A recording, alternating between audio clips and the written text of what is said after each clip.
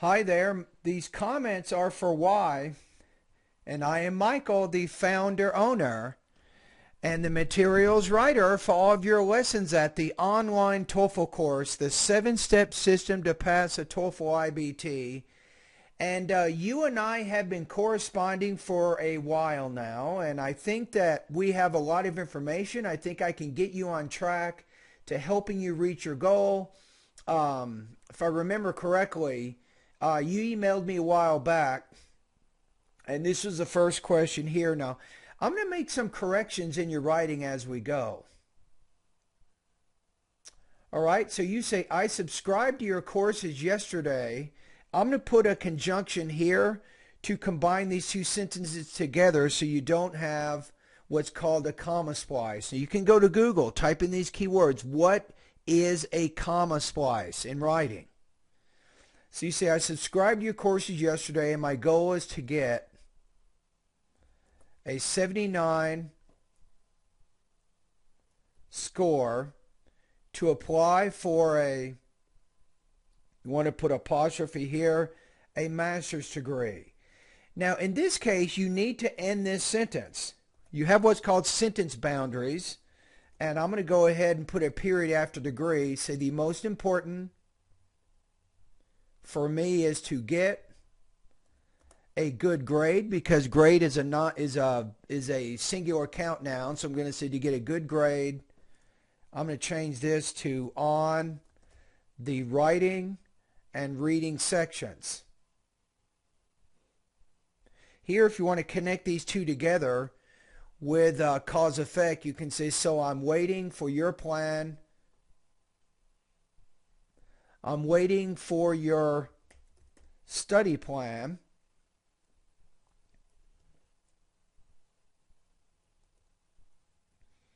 Need another period here. Say also, do you know how many hours I will need to study per day?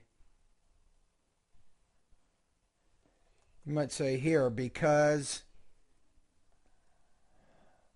I am a full, I would say here, put these two words together here. I'm a full-time employee.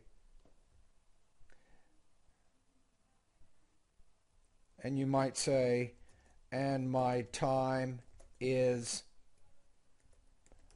limited each day. Yeah, okay. I can give you some answers here. It just depends on how long you're going to take, and I think we're going to look at one more thing here, so maybe I should read this first.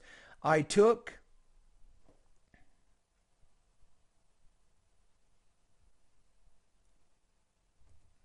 a full-length TOEFL IBT practice test, and my score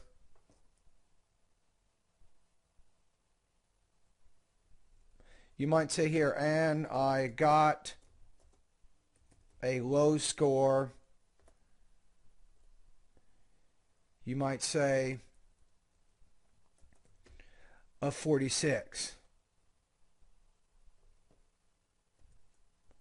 How about I'm doing well?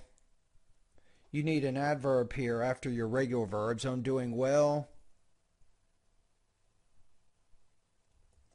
on the speaking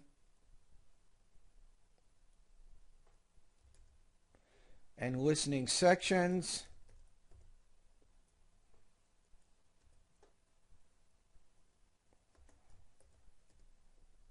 My weakness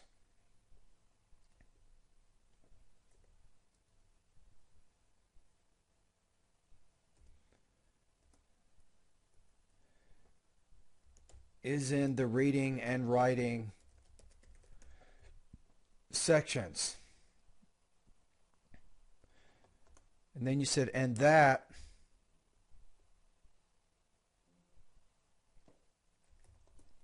is what I expected since I live in the U.S.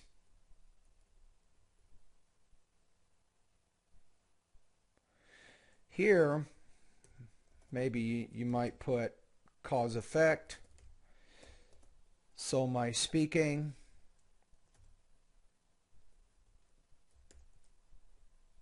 and listening skills are good, but my academic reading and writing skills are weak.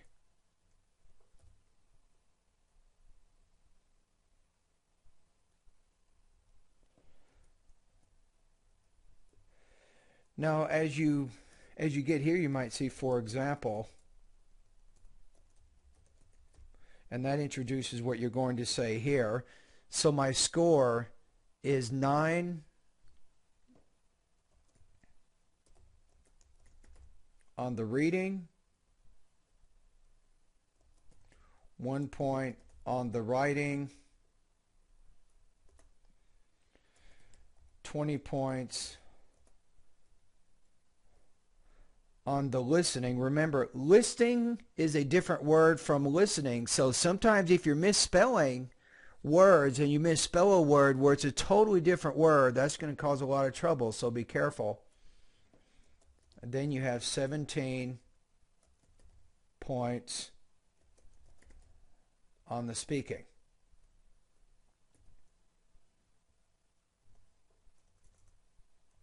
You'd say, I would love if you give me a good plan to improve my reading and writing. Maybe, how about use a semicolon here if you want. Also, well, it's a little awkward because you when you're using that question, it's probably better because you're making a question to use a new independent clause. Do you think if I study for 3 months,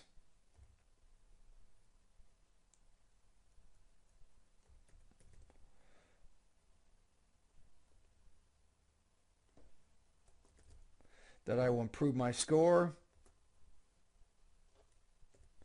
Or do I need more time since my score is, I'm going to use the word so low.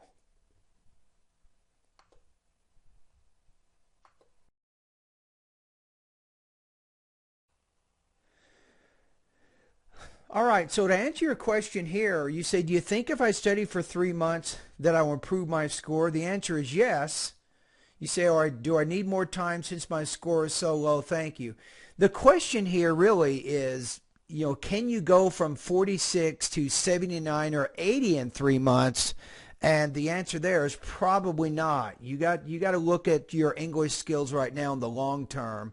Your first goal really is to try to get 60 or 61. That's your first milestone, right? So you're trying to get about 14 points. I think it's possible that you can reach this milestone is 60 or 61 in 3 months. I think that's possible. But then you're probably going to need another 2 or 3 months before you reach that goal of 80. So you have a lot of language use issues you have to solve. You saw some of the corrections I just made. So something I'd like you to do right now, just based on your writing right now, is go to Google. Actually, you're part of you're one of my online students right now, so you want to spend a lot of time in the grammar part of my course. This is going to be very, very helpful for you. So I do have some recommendations right now for you. So what I'm going to do now is to present a plan to you. So you want to go from 46, let's just say 80. And what I'm going to do now is to develop a study plan for you to do those things. Now, I know that you have listening. Your listening is good, but you still need to do practice in those areas, right? Even though your speaking and your listening skills are better than your reading and your writing, I still think that you need to improve in all the different areas. Okay, so first of all, get in a routine every day right now of reading. I want you to read for about 45 minutes. Now, as you're reading, I'd like you to focus on newspapers, magazines, and books. Definitely do not read TOEFL materials right now. Half of it you're not going to understand anyway. So I just suggest just get in the habit of reading on a regular basis first.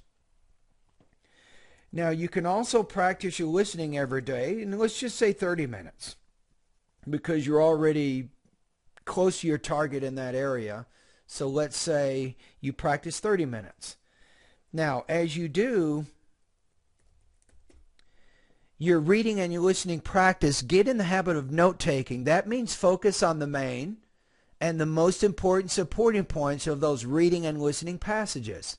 Now, as you do this in the beginning, your notes won't be complete. They will not be accurate. But as you practice this on a week-to-week, month-to-month basis, you will get better with this. Now, remember that note-taking is important, and you need to be able to use your notes during the reading, listening, speaking, and writing sections of the TOEFL exam.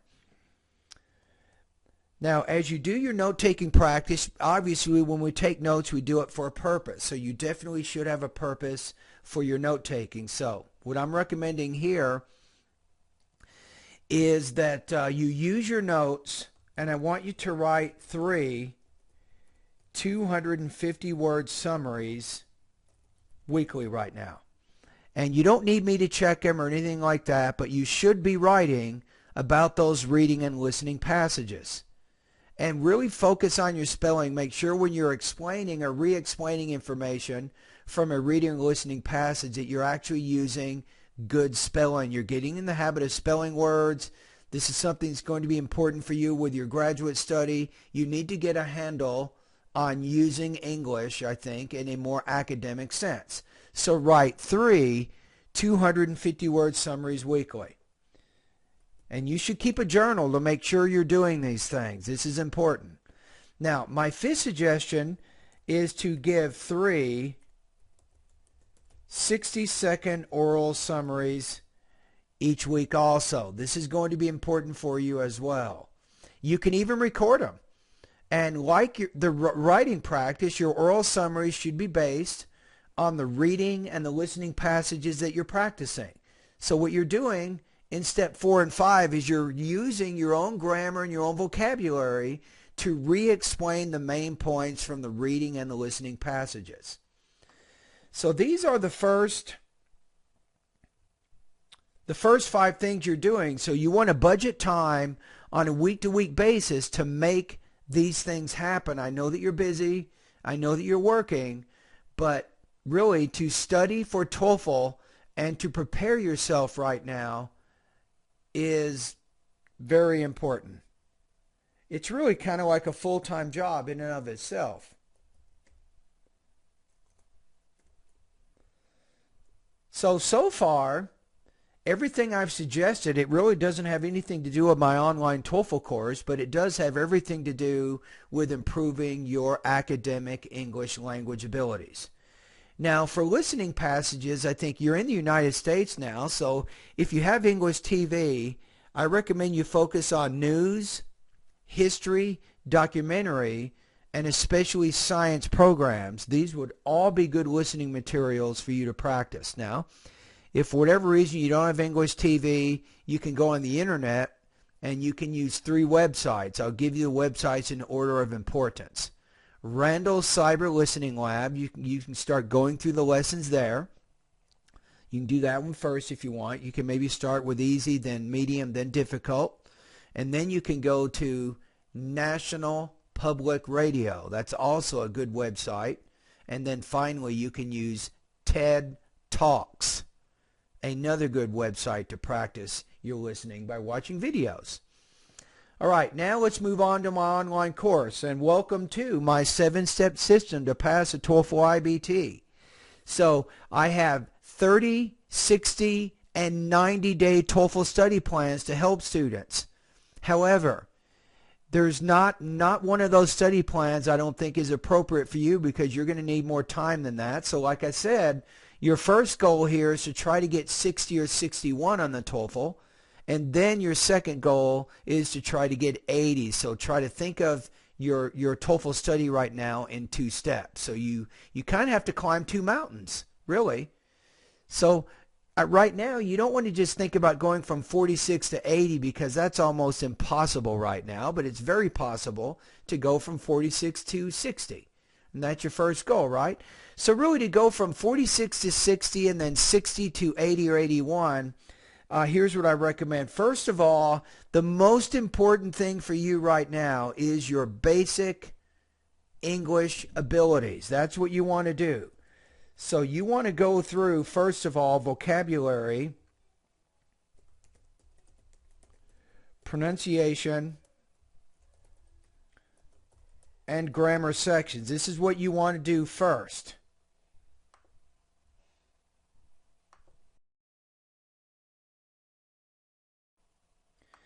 Now, what you can do right now is you go through the vocabulary, pronunciation, and grammar sections. You can, instead of just trying to do one section at a time, which might be a little too monotonous or boring for you, your brain may shut down, maybe take a vocabulary lesson one day, then do a pronunciation lesson, then do a grammar lesson. Remember that in the pronunciation part of my course, you'll be doing a lot of practicing of academic reading passages and sentences, and you'll be doing a lot of pronunciation practice, but trust me, it's going to help you for your listening and also your reading and vocabulary too. So don't skip the pronunciation section. You really need to focus in all three of these areas here. So as you go through the vocabulary section, your goal is to master 1,700 college level words, which you sorely need right now, right? So as you go through the pronunciation lessons, your goal is to master your pronunciation, having clear pronunciation of all vowels, all consonant sounds, and also in the second part of the pronunciation part of my course, you'll be working on improving your grammatical word endings and syllable division, word stress, sentence rhythm, intonation, and thought groups and blending. That's your goal. And as you're going through my grammar lessons, you'll be working on pretty much all aspects of English grammar, including verb tenses, including sentence structure, and all the other areas important to helping you speak and write accurately. Right? So you do a vocabulary lesson 1, pronunciation lesson 1, grammar lesson 1. Then if you have more time that day, you do vocabulary lesson 2, pronunciation lesson 2, and grammar lesson 2. Now remember that some of the vocabulary lessons, particularly vocabulary lesson 3, vocabulary lesson 4, vocabulary lesson 5, and vocabulary lesson 6, these specific lessons will take weeks and weeks and weeks. Vocabulary lesson 3, for example, it's a 150-page ebook. It will help you master about 200 basic vocabulary words, right? And there'll be reading, listening, grammar practice to help you master those words. It'll take you a few weeks to go through all those lessons, and then the same thing with 4, 5, and 6. But you really have to learn the words in those lessons. You have no choice. You have to. It's going to take some time, but you can do it, right? So that's what I'm saying. So the first goal as you go through my online TOEFL course is to do vocabulary, pronunciation, and the grammar sections. It'll probably take you about 3 months just to do that. Now, the next step is to do the listening and the reading sections of my course. That'll probably take you another 1 or 2 months. And then finally, you can do the writing and the speaking sections of my course. Remember, I'm putting these last because right now you don't really have the vocabulary or the grammar to really do the writing. But if you've already done, you're doing all of these things I'm recommending. The first 5 suggestions you're doing every week, and then each week you're going through the lessons in the order I suggested. So first of all, do vocabulary, pronunciation, grammar. Then you're doing reading and listening sections. Then you're doing the writing and the speaking sections of my course. I think if you can follow this plan, remember, we're really talking, I'm going to be honest with you here, we're talking about a plan that probably will extend to about 6 months, maybe even a little bit more than that. So we're probably looking at about a 6-month plan to helping you improve your academic English language proficiency. But think about it. You can do all of this at home. Now, everything I'm suggesting here, you could get all of this instruction in an intensive English program here in the United States. But guess what? An intensive English program is going to cost you probably over $1,000, maybe $1,500 a month, probably about $3,000 a quarter or a semester. That's about how much money you're looking for to get all of this type of instruction. You know, with qualified instructors, you're showing up every day for several hours in those classes. I'm giving you everything you need without all of that extra money. Think about it for a minute. So the question here is, how disciplined are you? Can you follow this plan? Will you follow this plan? If you're patient enough, I'm telling you, you can get results. So what you have to do, you have to look at what I'm saying here as a job. You have to treat this just like your job. And every day, you make sure you're doing some of these things, right? So maybe this is your goal here, is to go from 46 to 80. You want to follow this study plan. The first 5 suggestions, again, you're doing these things on a week-to-week basis. Also, each week you're finding time to go through steps 6, 7, and 8. Now, what you can do is, if you get a little bit impatient, maybe step 9 is maybe in about 3 months you can complete another full-length IBT practice test. You can take one more, another one, to find out where you are. So maybe, hopefully, in about 3 months, when you take the next full-length IBT practice test, you should be close to 60 or 61. If you are, you're definitely moving ahead. You're moving forward. This is what you're trying to do. So as you use English, as you get more exposure to the language, you will be able to improve your TOEFL score. But let's face it right now, for you, the most important thing here is not really TOEFL preparation study, but right now, what you need to do is to build your basic English abilities, and that's what my plan will help you do. All right, I'm glad to have you as one of my students, and remember that I am only an email away, or you can also make a comment at my website like you've been doing, and I will certainly answer your questions. Again, welcome to my online TOEFL course, and now today is the first day of your study. Make every day count. Every day you should do something to improve your English abilities.